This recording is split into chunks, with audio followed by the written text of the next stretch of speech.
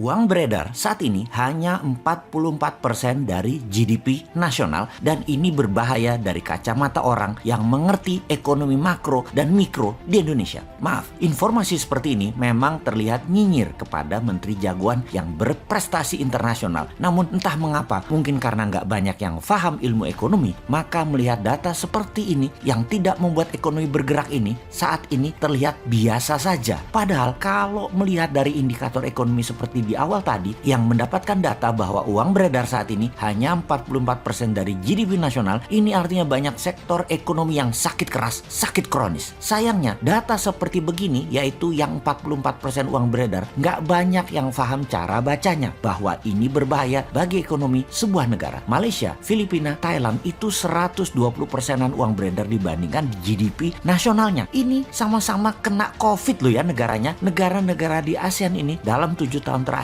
pertumbuhan ekonominya adalah 50%-an dibandingkan pejabat saat ini yang hanya bisa membuat 20% tumbuh dalam 7 tahun. Padahal niat dan janji sucinya dulu 50%-an tumbuhnya dalam 7 tahun karena setiap tahun katanya ekonomi harus tumbuh 7%. Dan kalau semua itu tercapai tumbuhnya 50%-an. Ini harusnya ya 50%-an dalam 7 tahun. Ternyata tidak tercapai, hanya 20%. Dan untuk menutupi kegagalan tersebut, maka strategi yang dilakukan oleh yang katanya jago ekonomi dan keuangan negara tersebut yaitu menggunakan FDI, Foreign Direct Investment. Oke, bolehlah strateginya. Sekedar mengingatkan di mana nanti para new mind kalau berkuasa beda strateginya. Pakai DDI, Domestic Direct Investment. Pakai kekuatan kita sendiri dalam negeri, anak bangsa. Saat ini oleh old mind, anak bangsa kekuatan sendiri tidak dipercaya. Bahkan 4L sering mengatakan Indonesia belum mampu, jadi perlu orang Tiongkok. Heran ya, kok anak bangsa diejek tapi oleh fansnya nggak ada yang mencela atau yang kecewa. Oh lupa, punya pasukan buzzer yang selalu meluruskan hal yang bengkok dengan narasi. Bener deh, sangat jelas kalau strategi sekarang adalah cinta asing. Karena itu dipilih investasi FDI. Sekali lagi, namanya juga keputusan orang populer. Semua dilakukan terlihat benar lah. Sampai suatu hari piring kalian kosong,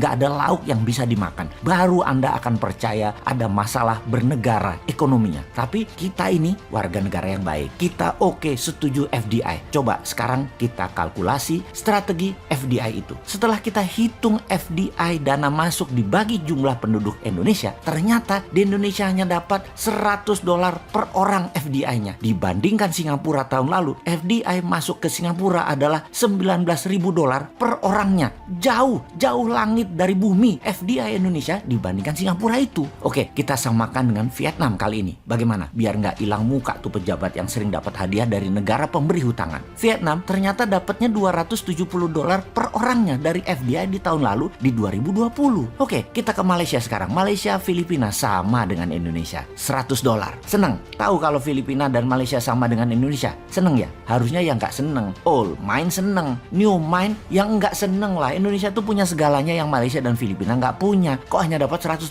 Lalu apa strateginya? Ya kembali ke klasik. Karena old mind bisanya cuma satu, yaitu hutang lagi. Oke, mau lihat dari kacamata mana indikator ekonominya sekarang? Bagaimana kalau kita lihat dari pertumbuhan kredit? Tiap tahun harusnya kredit disalurkan itu tumbuhnya 15% dibanding tahun sebelumnya. Di mana 15% itu pasti akan menumbuhkan 7%-an ekonomi. Namun, beberapa tahun belakangan ini, kredit hanya 2-3% pertumbuhannya. Ya bagaimana ekonomi mau tumbuh 7%? Nggak ada likuiditas begitu. Bisa mikir nggak sih ini pejabat yang berkuasa tentang ekonomi? Jadi wajar kan tumbuhnya tahun lalu minus 2%. Lalu kita sudah hampir 4 kuartal nih minus terus pertumbuhannya. Kita lihat deh di awal tahun 2021 ini deh. Minus apa plus? Kalau minus jadi 4 kali atau 4 kuartal. Ini menunjukkan kinerja ekonomi negatif. Bahaya ini kalau rakyat mulai lapar. Tapi jujur deh, saya menilai bagus banget narasi para buzzernya. Sehingga rakyat nggak sadar ekonomi ke arah berbahaya. Keren buzzernya, keren. Narasinya keren. Jadi bernegara pakai narasi ya baru kali ini. Kalau yang lain kan bernarasi pakai fakta dan pakai pertumbuhan ekonomi. Kalau sekarang pakai narasi, tapi narasinya emang keren. Asli nih, kalau ternyata sampai tahun 2021 akhir rakyat ekonominya makin berat, maka bisa-bisa pejabat populer tadi jadi nggak populer. Dan jangan sampai nengok semua ke bosman karena semua yang dikatakan bosman terlihat benar. Tar dulu, nggak benar juga bosman ini semua analisanya benar. Namun kalau utak-atik hitungan ekonomi rasanya jarang meleset. Lalu kalau sekali lagi sampai akhir 2021 ekonomi Indonesia masih minus, apa saran untuk mengatasi hal ini? Maka kaum new mind akan berkata, gampang, tahun 2022 pemilu dipercepat aja, nggak usah nunggu 2024. Piejal, setuju?